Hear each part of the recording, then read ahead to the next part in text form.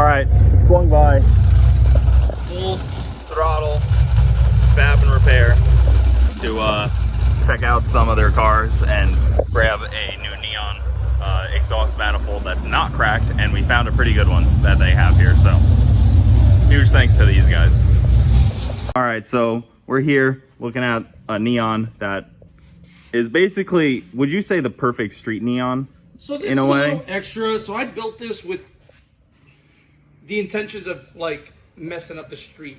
So this has like a Magna Fuel 750. All right. I mean, yeah. it's not installed, but I have a nitrous kit for it. So I mean, this was meant to make, it's basically a piston and rod motor that I was gonna try to turn through the roof and make six plus and just go have some fun. But I also built this for me, so I kind of went overboard, shaved the bay, did all kinds of stuff that you don't necessarily have to do.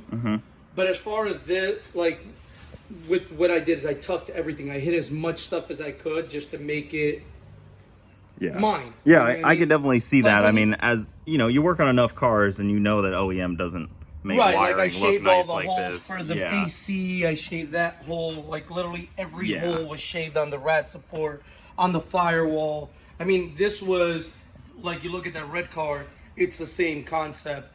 Of like I took everything out, shaved everything, then had the whole car painted. Like this was stripped down to literally just a windshield and a rear window because I didn't want to pull those out. But everything interior wise, doors were all gutted, everything was gutted. And then, so like I made my own little bracket to put the battery up here.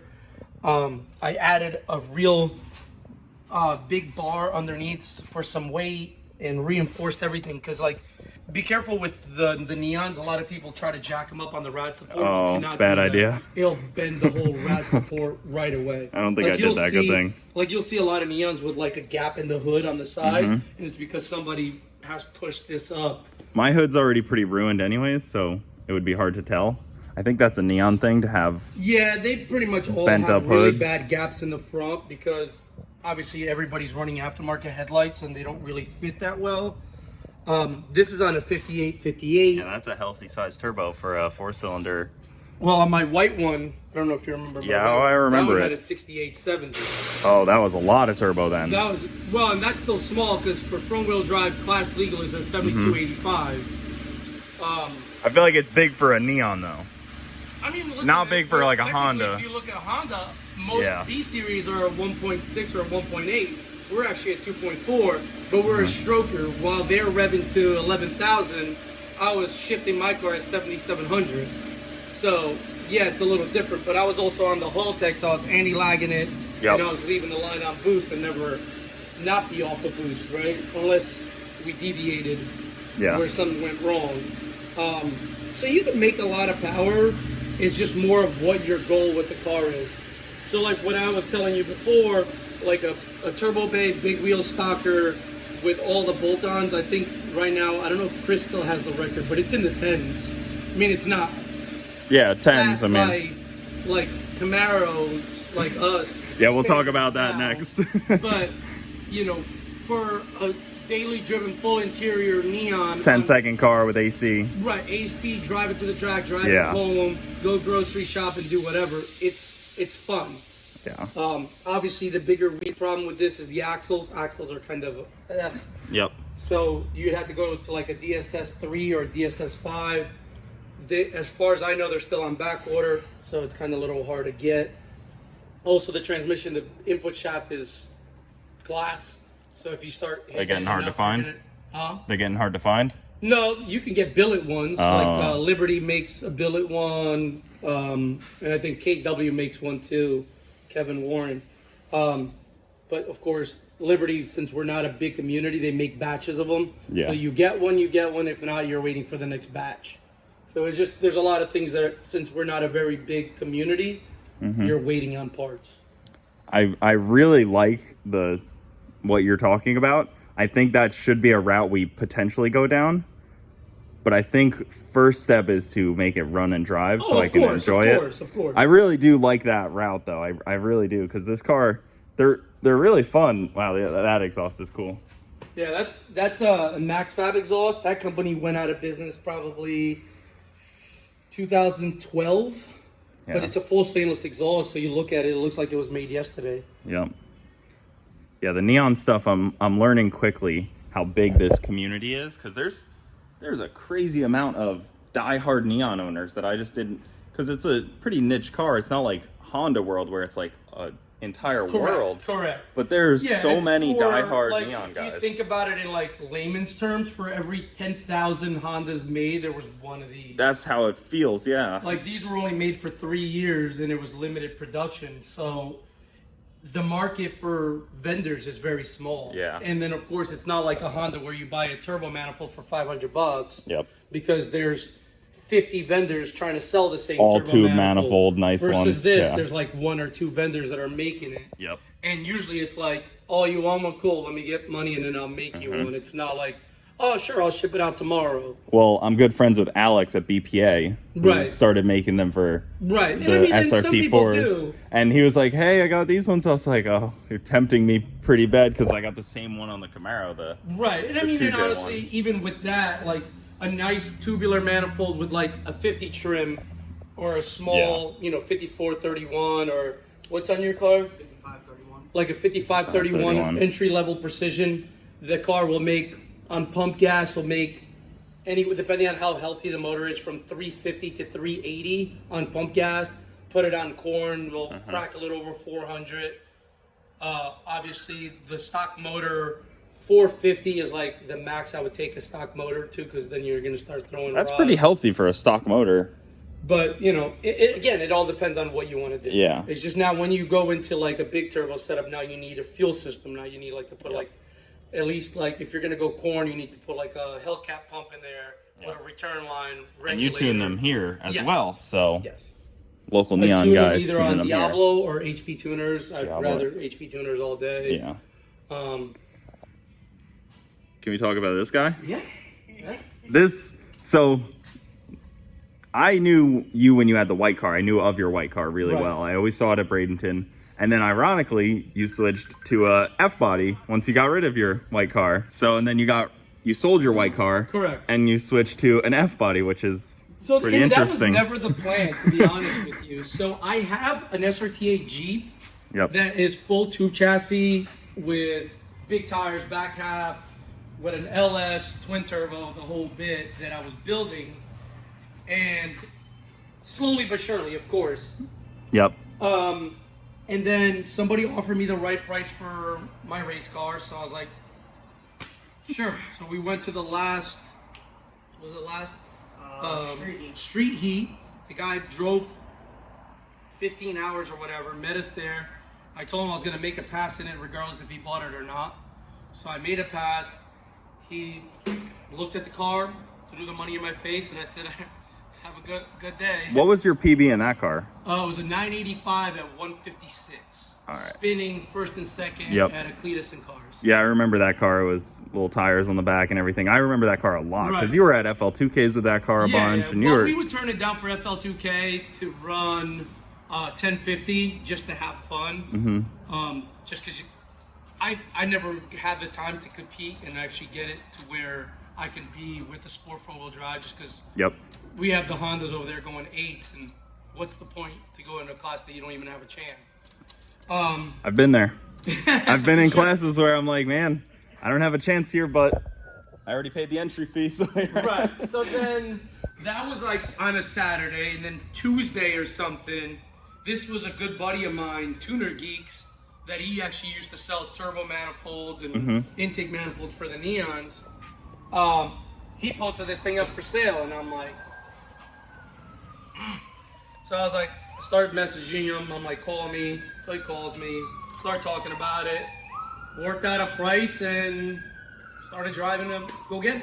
I mean, it needs all some the boxes. TLC, but it just like it's all there. I got this 3 weeks ago. Motor was out, trans was out, rear end was out. It was in the trailer on jack stands. It was literally everything was in totes and pallets.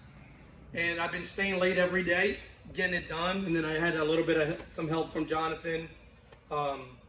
That used to, Jonathan, he used to own For the Performance. Yeah, he's been to my shop, helped me put the cage in on my stuff. And so he helped me with some of the welding on the rear end because it was just stuff that I've never done before. Mm-hmm. So we got it all done. Then it had stock brakes in the front, no brakes in the back at all. So I did the Yeah, you got the local. They're Local. right here, local. Yeah. They had them in stock. So I picked those up. And everything is done. It's just now I'm waiting on Jeff at West Shore Automotive to come back from a vacation to put it on the alignment rack just to get it, you know. What is it at for ECU? It's a Holly HP. Oh, perfect. Yeah. All the room for growth. Yeah, it's got pretty good parts on it. The only thing that it's got small injectors. They're only 160-pound injectors. Mm-hmm. So that's where my limiting factor is right now. But here's the other thing, to be honest with you. I've never driven anything rear-wheel drive that is this caliber. Yeah. So for me right now, according to Donnie, on 16 pounds, the car made 980 and turned up a little bit because they had just a factory map sensor from like a 01 or something. Yep. So it wouldn't go over 18 pounds. The data showed over 1100.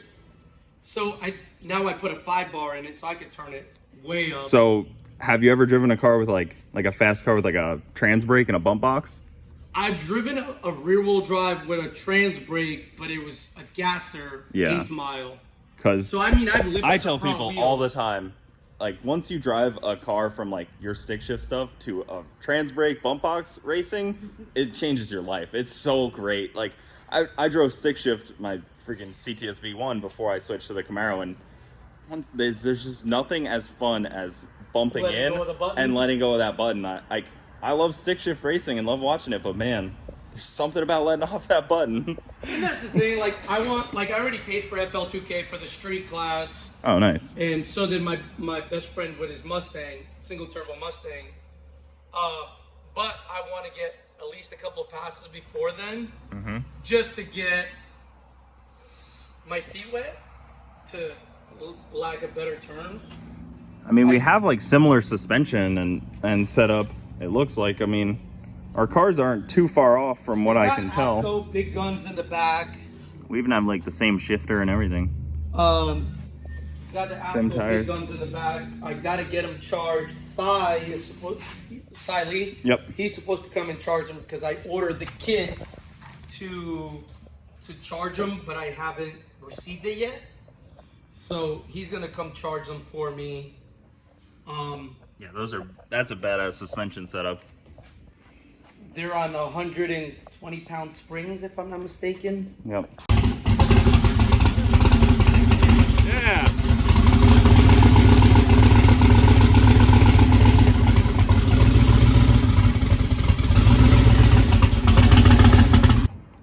All right, I got my manifolds here. I don't know why I always put things on the front seat instead of like the back or the bed, but I always do that in the passenger footwell. But huge thanks to the guys over at Full Throttle Fab and Repair. They got me set up, and they do neon tuning here too, so man, I have to talk to them about some neon tuning. But they were talking to me about all the builds. You guys saw it. I'm not gonna go back into it, but they're cool. So they're cool guys over there, so we'll see if I don't know, I'm thinking bad thoughts, but we're not gonna build the neon like he said. We don't need a 500 horsepower neon. Tell me that, please. All right, well, I showed up and Faster Prom said, sorry, Coop, we're leaving. Talked to them for like 2 minutes and they're like, yep, see ya. So I got kicked out again.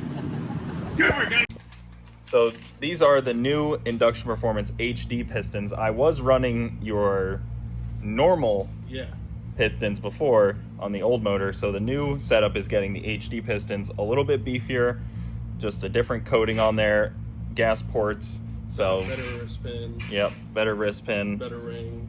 Look at that. Yeah, a little bit lighter, a little bit stronger.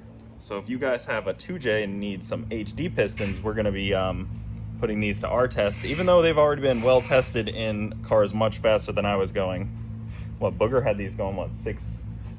6'8"? Yeah, so a full second faster than me, and a full 100 mile an hour faster than me in the 8th, pretty much. Yeah, so now we have an option for everyone. Yeah, so this is really, really good. And if you guys need the pistons that were in the old setup, they also have those. So bunch of those ready to go at Induction Performance. So check them out for your 2J parts. They got a lot around here, so call them up. They need to get rid of some of these. All right, here is the two new manifolds. Well, the old manifold and the new one. The more I look at this thing, the more cracks I find.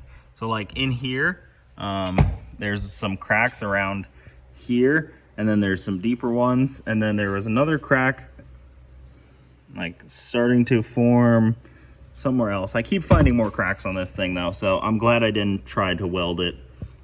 I would have been extremely disappointed. And then got the new one right here with some new hardware, so that's cool. Nice and simple. Super pumped that we got this thing, so can't wait to install it. But that's gonna do it for this video, guys. Hope you enjoyed it. Got to check out, got to visit Faster Problems Induction, and to get some neon parts in it. So next video we will be putting this thing back together. Let me know if you guys think we should make 400 horsepower like he was talking about, because that does sound cool, but it also sounds like something I probably shouldn't do. I've made bad decisions before.